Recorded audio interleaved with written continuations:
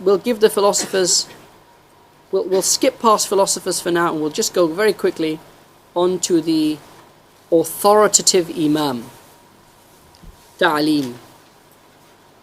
Okay? So just remind me if I forget to come back to philosophy, because this has a lot to do. We talk about maths and about is it permissible to study physics and biology and all those types of questions. Yeah. Okay. The Batiniya were basically the Ismaili Shia, and the Ismaili Shia, their doctrine was truth, as we've mentioned, is from God. Okay. That truth was passed to the Prophet sallallahu alaihi wasallam. The Prophet sallallahu alaihi wasallam passed it to Sayyidina Ali. Ali passed it to Hussein. Hussein passed it to Zayn al-Abidin. Zayn al-Abidin passed it to Muhammad al-Baqir. Muhammad al-Baqir passed it to Ja'far al-Sadiq. And Ja'far al-Sadiq passed it to Ismail. Not to Musa Kazim, he passed it to Ismail. Okay? And from Ismail, the truth was passed on to an Imam. But the Imam was hidden. And a few people have access to the hidden Imam. Okay? And from them, you can get the truth. Okay, so there is an old man sitting in the mountain somewhere. The Imam, he's sitting in a cave somewhere. Okay? And there are a few people that go into the cave and they ask the Imam questions, actual questions like, what time is Fajr? Those type of questions. Not like, where is God type. But, actual questions like, how, in which direction do we face for the Qibla? And the Imam tells them and they come out and then they pass the message on. Okay? And this is called ta'aleem. Ta'aleem means authoritative instruction. In this context, ta'aleem means teaching, but here it means authoritative instruction. How do you attain the truth? The truth can only be known through khabar sadiq. This is what they're saying. Khabar sadiq, a truthful report. That truthful report needs to reach back to one who knows the truth. The one who knows the ultimate truth is the Imam. Okay? Is the Imam. What's the context? We've spoken about the political and social context. The Ismaili Shia were a very strong power in the era of Ghazali, although they had been pushed back quite significantly by the time he was an adult. But you still had the Fatimids in Egypt. You had the Buyids in the southeast of the Muslim world. You had the Nizaris. The Nizaris, you know who the Nizaris are? The assassins. And the assassins were a subsect. They were called the Fidayun. They call themselves Fidayun, those who sacrifice themselves. Okay? It's interesting that later on some of the Palestinians began to use the term Fidayun for suicide bombers. You're naming yourself after people who were way off the beaten track. Yeah?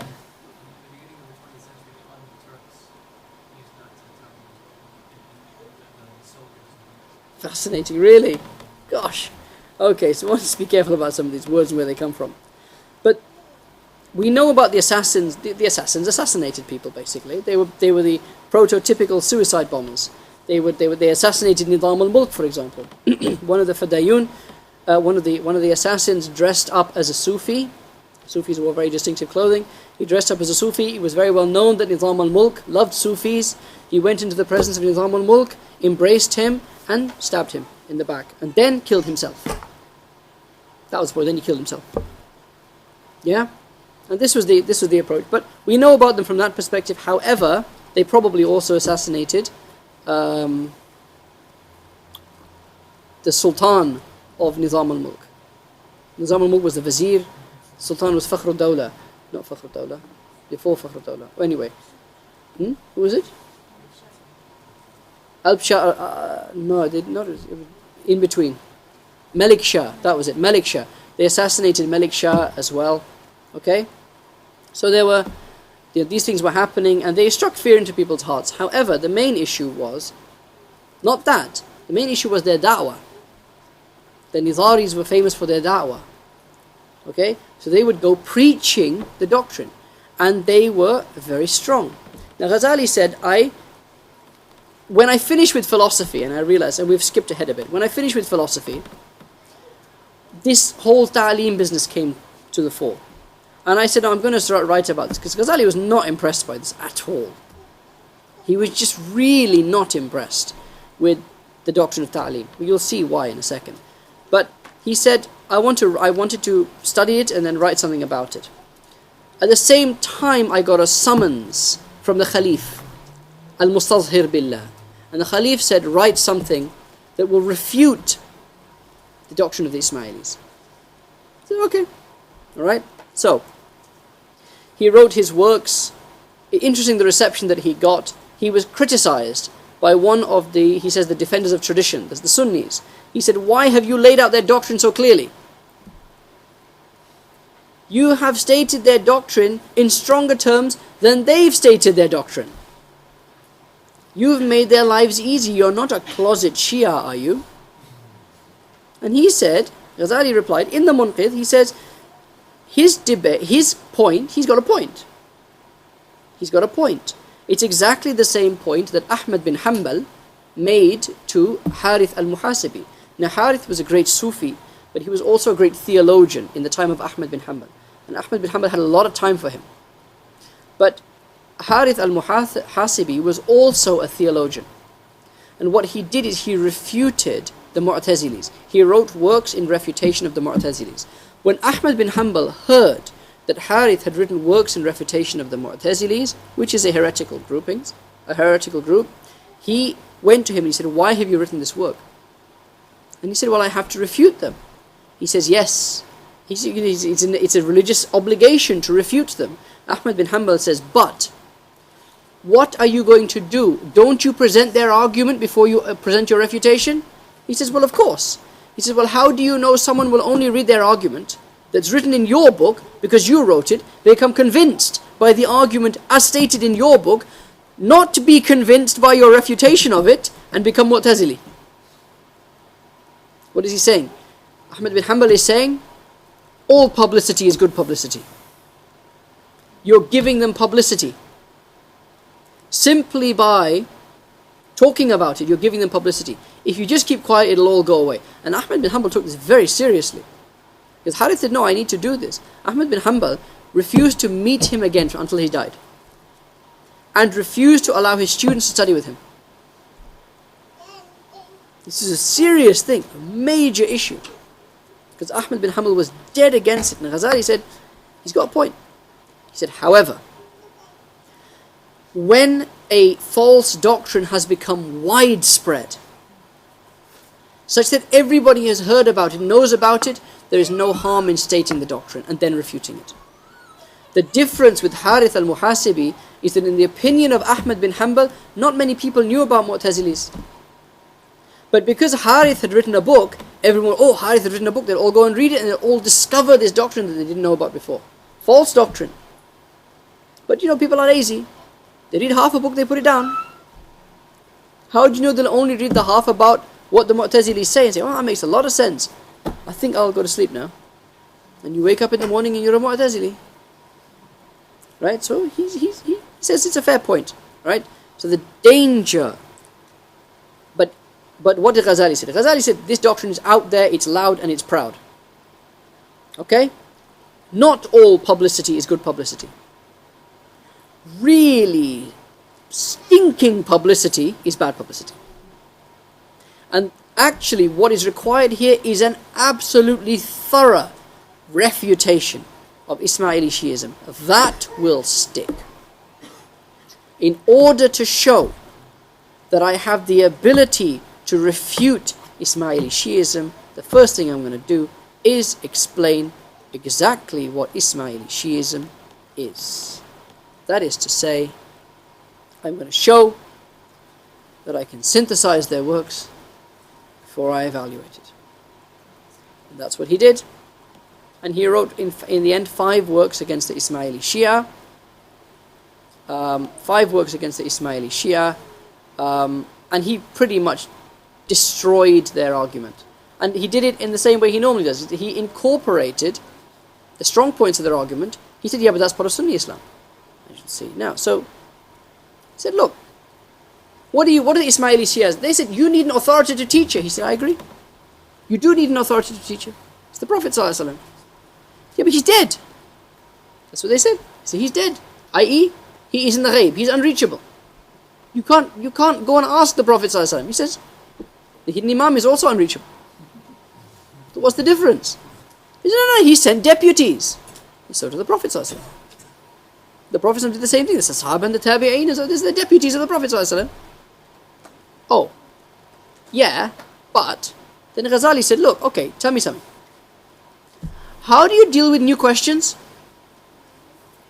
So let's say you're in the disciple of the hidden Imam is in China.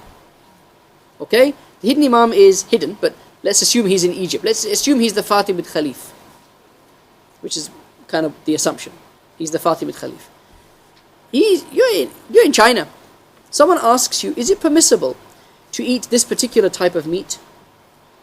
Yeah? Is it permissible to eat this particular type of meat? And what are you going to say? You're going to say, I haven't asked the Imam that question. So, what do you do now? Option one, go ask the Imam. Yes? Option one, battery died, sorry. Option one, go ask the Imam. By the time you get to the Imam and back again, that person's going to be dead. Right? Or you want to know if you need to go to the masjid. Imagine any fiqhi question. Okay? These types of things we were talking about. This guy, he divorces his wife with this means, and then he does that, then he does this, then he does that, the other, and then he comes back and, am I divorced or not? Yeah? You need to go ask the Imam. By the time you go ask the Imam and come back, that woman's iddah is going to be over. She's going to be married to someone else. So you can't go and ask the Imam. No telephones here. You can't go ask the Imam. So what do? You either don't answer the question, or you use ijtihad. You use similar rulings the Imam has given, and you base your answer on that ruling. Yes? He said, that's ijtihad. That's what we do. But they say, but what's the basis of your ijtihad? And how do you check its correctness? And he said, right, now we're talking about ijtihad. Now you accept that you can make ijtihad, that you have to make ijtihad sometimes. Let's talk about how you make ijtihad. And he says, our ijtihad is on the basis of what you accept and what we accept, which is the Quran. That the Quran sets forth certain rational modes of thinking. And what he does in the work he wrote called Al-Qistas Al-Mustaqim, the Just Balance, he elaborates the 5 major forms of syllogisms, the 5 forms of deductive reasoning, the 5 major forms of syllogism from the Quran itself. And he says, look, the Quran, it's clear in the Quran that Allah approves of logical deduction. That's the reason, the truth of reason, right? Rational data. Allah approves of it. Allah uses it Himself as evidence, right? So the people of tradition will accept it because it's from the Quran. The people of logic will accept it because it's rational and nothing in it contradicts reason. The people of ta'aleem must accept it because it's from the Quran, which is an authoritative source of knowledge. And it's authoritatively getting information from an authoritative source of knowledge. What's the issue? What you do, we already do. There's no need for your doctrine. The only question now is, how truthful, how trustworthy is your Imam? And he said they have no answer to this. Because the argument of Ghazali is your Imam, whoever he is, wherever he is, more trustworthy than the Prophet ﷺ? No. The Prophet ﷺ is the Prophet. We've got the Prophet ﷺ. We've got the Quran that he brought. We've got his statements. We've got a rational means of determining the answer to questions that we cannot ask anymore from the Prophet ﷺ. What now is the issue? We are following an authoritative Imam in a logically coherent way. We are more ta'aleemi than you are. We are more ta'aleemi than he says. He says, look, these guys, he basically says, to use one of my paraphrases, these guys are kebabs. Basically, these guys are kebabs. He says it, we'll finish with this. There is no substance to their views and no force to their argument. Had it not been for the weak defense put forth by the ignorant friend of truth, that innovation, given its weakness, would never have attained its present position. Because what were the Sunnis saying? The Ismailis were saying, you need an authoritative Imam. The Sunnis were saying, no you don't. Huh? Why no? Well, because you say we do, so we don't. Yeah? What kind of argument is that? And Ghazali said, had it not been for these guys making silly arguments, actually silly arguments like this would never have gone anywhere. What is Ghazali? Ghazali is basically saying, we are ta'limis. And we are better ta'limis than you are, just like he said to the philosophers. We are philosophers. We're better philosophers than you are. Okay? So, but intense fanaticism led the defenders of truth to prolong the debate with them over the premises of their arguments and to contradict them in everything that they said. Thus they fought the ta'limis over their claim that there must be an authoritative teaching and an authoritative teacher. And also in their claim that not every teacher is suitable, but there must be an infallible teacher. Their argument showed the need of authoritative teaching, and the authoritative teacher was loud and clear. The counter-argument was weak. So the Shia argument, you must have an infallible teacher, is a strong argument.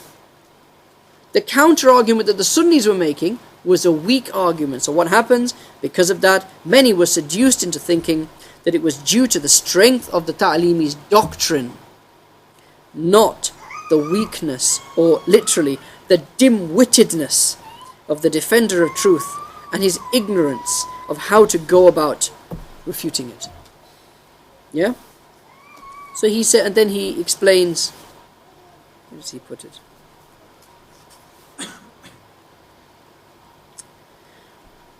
We have tested thoroughly their doctrine and probed it inside and out.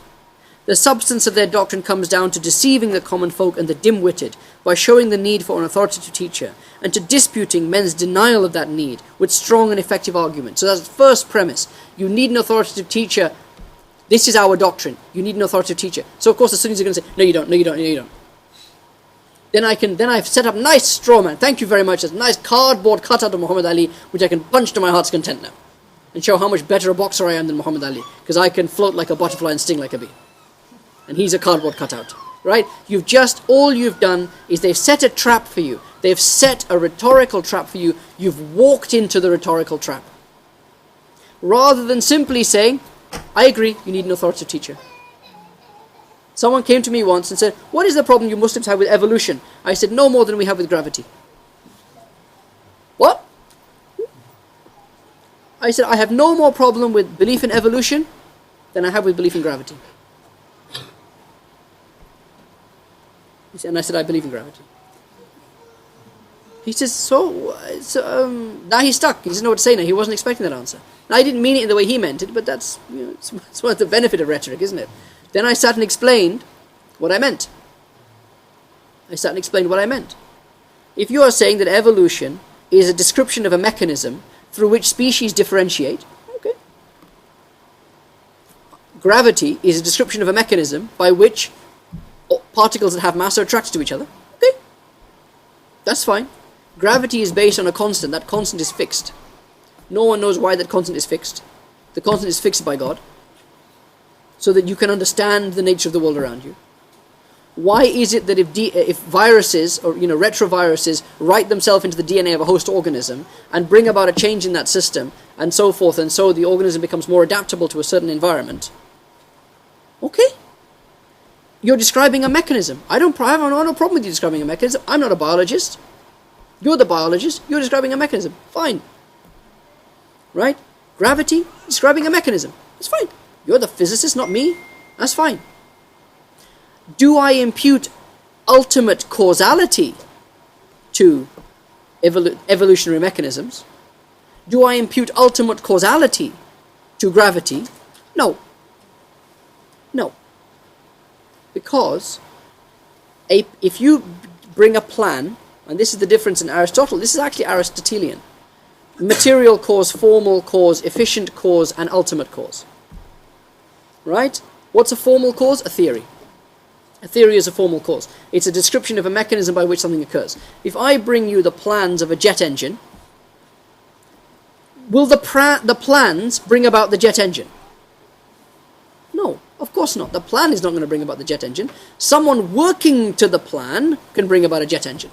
But the plan itself is not a jet engine. You've got a theory, but the point here is not evolution or gravity or anything. The point here is, how do you debate with someone? Okay? And the ta'aleem is, we're turning around to the Sunnis and saying, you need an authoritative teacher, don't you? Because that's our belief. And you're going to say, well, if that's your belief, then we disagree. Why are you disagreeing? Okay? So this is what he says. He says, there's no substance to this thing. Yeah? And so it goes until someone tries to help them about the need for the authoritative teacher by saying, can you teach us something? Can you teach me something that the hidden Imam taught you personally? Tell me some secret the hidden Imam taught you personally. Then their response is, no, you come to the hidden Imam. Yeah? He says, look. Yeah, he said, oh no, you've conceded to me this much, so you believe that there's an Imam, go and find him yourself. Go find him yourself. He knows that were he to add any more, he'd be put to shame and be unable to solve even the simplest problem. This is the true nature of their situation. Try them, you will hate them. Right? Try it once, you'll know. It's nonsense, basically. It's nonsense. This is when we had this experience of them, washed our hands of them. So they're talking nonsense, basically. And that was he's very cutting in his dismissal. Philosophy, he gives it a lot more credit. Ta'aleem, he just says this is just nonsense. Yeah, it's sophistry. Ta'aleemism is basically sophistry. It's basically people who are good at arguing. The fact that people who are good at arguing can make weak arguments look strong, especially when they put up against people who are rubbish at arguing. Okay, but you put them against someone who is capable of arguing, they don't stand a chance. So that was that. Inshallah, next week we'll talk about philosophy, and we'll look at Ghazali's approach to tasawwuf. We'll learn about his spiritual crisis, and we'll go from there. Jazakumullah khair. Wa sallallahu ala Sayyidina Muhammadin wa ala alihi wa sahbihi ajma'in. Bi rahmatihi ya arhamar rahimin. I mean, one thing I want you to take from this again is the approach. The approach is the key thing here. How he approaches something. And it comes from the fact that he was already an Imam in fiqh, an Imam in theology. We need to be careful here. Oh, I know what I'm going to do. I'm going to read every book written by every atheist and I'm going to refute it. Do you know the first thing about how to make an argument? Do you know the first thing about logic yet? Have you applied logic? Simple test for you. If you want to do something like this, test number 1, entry level test. Okay? Take an article from a newspaper. Take it like a comment piece or an opinion piece from a broadsheet newspaper like the Times or the Independent or the Telegraph, something like that, okay? And just write down what the actual argument is. Just that. Don't critique it. See if you can simply write down in 10 lines the argument that they are making. If you can't do that, you don't stand a chance of refuting it. And that's just an article about whether we should, whether there should be a mansion tax or not. Forget about religion. With anything, what you will find, and maybe we should devote a little bit of time to something that Shaykh Hamza did. This was very useful, actually. He did a series called How to Read a Book, which was really good. It's based on a book which is called How to Read a Book. Yeah, and he talks about the levels of reading and the fact that we don't read analytically. We just read for information. So again, on those levels, yeah, what is our reading level? Our reading level is here, at best. Our reading level, sorry, you can't see it. Our reading level is comprehension. Okay? We don't apply, we don't analyze, and we certainly are in no position to be synthesizing and evaluating. Okay? Learn your religion well first. Learn, you'll study critical thinking, learn that well. Do things in class. I mean, in this class, we talk a lot about these types. We have a lot of back and forth. Yeah? And what you're doing and what the fuqaha did, what Ghazali do, is strengthen his rational, his reasoning capacity. It's not about learning more and more fiqh. It's about strengthening your reasoning capacity. Okay? May Allah make it easy for us, inshallah. Sallallahu ala Sayyidina Muhammadin wa ala alihi wa sahbihi ajma'in. Bi rahmatihi ya arhamar rahimin.